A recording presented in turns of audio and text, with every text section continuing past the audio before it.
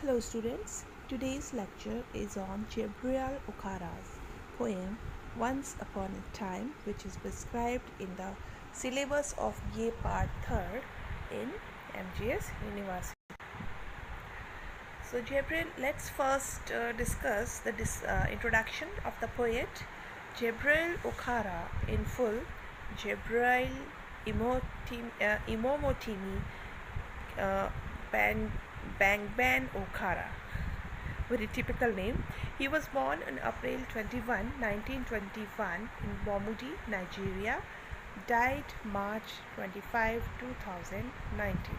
Very recently, after the syllabus was prescribed the poem was prescribed into our syllabus in Yenagoa, Nigeria. Nigerian poet and novelist whose verse had been translated into several languages by the early 1960s. This is how Okara looks.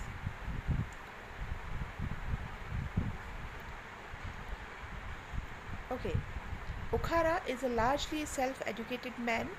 Okara became a bookfinder after leaving school and soon began writing plays and features for radio. In 1953, his poem The Call of the River Nun won an award at Nigerian Festival of Arts. Some of his poems were published into the influential periodical Black Orpheus, and by 1960 he was recognized as an accomplished literary craftsman. Okara's poetry is based on a series of contrasts in which symbols are neatly balanced against each other. The need to reconcile the extremes of experience, life and death, are common themes. It preoccupies his verse, and a typical poem has a circular movement from everyday reality to a moment of joy and back to reality again. Means from day to day reality he moves to a sudden moment of joy and then he comes back to the reality. Okara incorporated African thought, religion, folklore and imagery into both his verse and prose. His first novel, The Voice, which was published in 1964, is a remarkable linguistic experiment in which Okara translated directly from the Ijo or Ija language, imposing Ijo syntax onto English in order to give literal expression to African ideas and imagery. The novel creates a symbolic landscape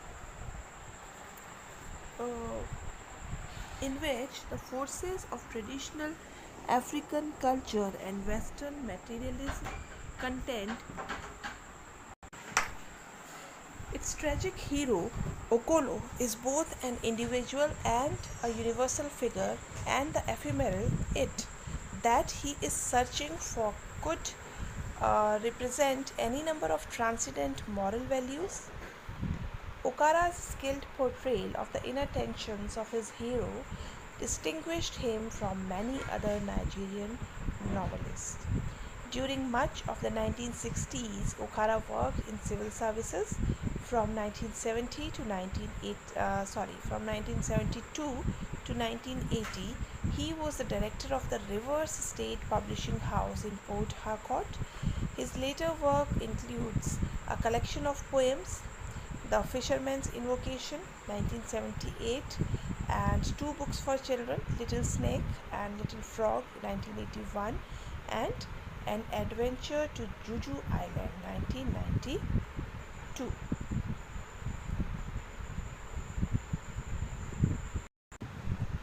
Now, let's move to the poem Once Upon a Time.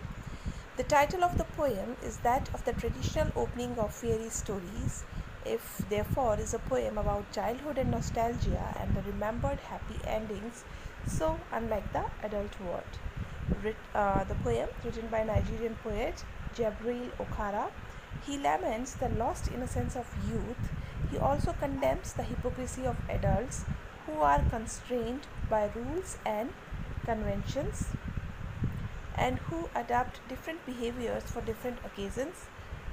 Childhood is portrayed as a time of laughter, honesty, and spontaneity, whereas the adult world involves betrayal and lies.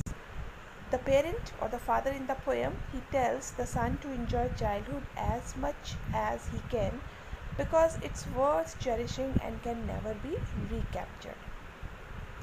The poem has been written in 6 stanzas of varying length from 4 to 13 lines, and these lines are also of uneven length and unrhymed.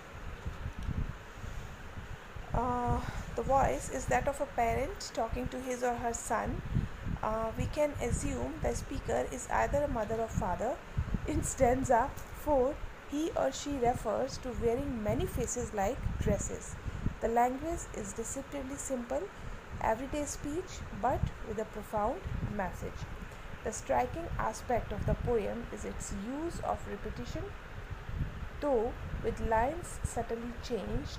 For example, in stanza 2, the poets refers to the people who used to shake hands with their hearts, but 2 lines later, this reads shake hands without hearts. This is picked up again in later stanza when the poet repeats shake hands without my heart. The falsehood has passed from other people to the poet. The technique given an ironic emphasis to the meaning as well as creating a rhythmic flow, and the mood is one of regret for lost. So the poem begins with once upon a time, as we have already read into the discussion, opens with as if like a fairy tale which used to start with once upon a time there was a beautiful girl and so on. So once upon a time, son, they used to laugh with their hearts and laugh with their eyes. So he's remembering the days, he's nostalgic about the days that have been past where people used to laugh and laughed with their hearts and laugh with their eyes. When they used to laugh, their hearts were happy, they were happy at the heart. They were, and the eyes could be, their eyes were witness of their happiness. But now they only laugh with their teeth, with their eyes block cold eyes, search behind my shadow. But now they only laugh with their teeth, means their faces, they show a laughter, but from inside they are not happy. With their eyes block cold eyes. They, in the second line, he says they used to laugh with their hearts and laugh with their eyes, and now the people, they have eyes which are eyes block cold, and they search behind my shadow. Search behind the shadow of the poet means whether this person is beneficial for me or not. There was a time, indeed, they used to shake hands with their hearts, but that's gone, son. Now they shake hands without hearts, while their left hands search my empty pockets. So there was a time when they used to shake their hands with their hearts, but means when they used to shake hands, they became friendly. There was intimacy into the people, but now that is gone, son. Now they shake hands without hearts. Now they do not. Their hearts do not meet. Their hands, only their hands meet, while their left hands search my empty pockets. While at the same time, from their left hand, from right hand, they are shaking hands with the poet, and from the left hand, they are looking in. And with their left hands they search the empty pockets of the poet, that whether he has something for me or not. This is what their intention is actually. Feel at home, come again, they say, and when I come again and feel at home once, twice, there will be no thrice. And when you go and visit at someone's place, they say make yourself comfortable, feel at home, this is your own home, you are welcomed here. But if you will go there once again, if you go there for some other time, uh, and feel at home, and definitely you will feel relaxed there, and you will find a place uh, besides your own home, where you can rest, where you can feel better. So once, twice, there will be no thrice. You will not be welcomed for third time, for then I find doors shut on me. So when you will go again for a third time, there will be no third time, and you will find doors shut on you. So I have learned many things, son. I have learned many things, son. I have learned so many things. The poet has learned so many things. So, as when a storyteller says, you have to learn so many things, son. So, when you normally we also say to our wards, to our children, to our kids, that you have to learn so many things.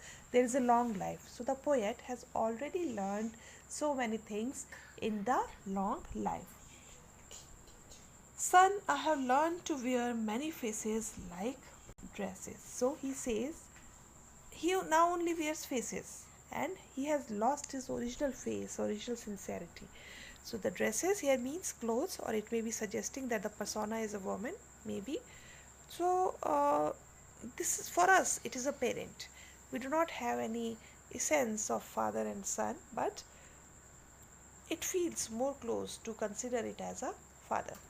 So I have learned to wear many faces like dresses, like we used to change our dresses uh, in the same way. The poet has now learned to wear or change faces: home face, office face, street face, host face, cocktail face. So there is a neologism, new words that have been invented by the poet, but they make some sense. He makes up words like making up masks, these different faces. They may also be described as portmanteau words, in that they compress ideas into one combined word. So uh, he says, I have home face, I have a street face, I have an office face, I have a host face, cocktail face, etc. etc. So, how should you behave at office? How should you behave at home? When you meet people in the street, when you host someone, and when you visit to the parties, with all their conforming smiles like a fixed portrait smile.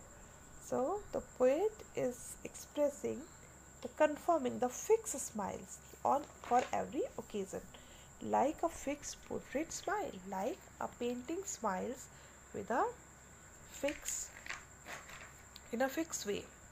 And I have learned too to laugh with only my teeth and shake hands without my heart. And I, O son, have also learned that how should I shake only hand and not heart, and how should I laugh only by my teeth, only by my face, and not by my heart. And I have also learned to say goodbye when I mean good riddance. Okay, when we say that okay, we got rid of it. When someone goes, we feel relaxed. Oh, ye kab jayega. So learn to say goodbye when I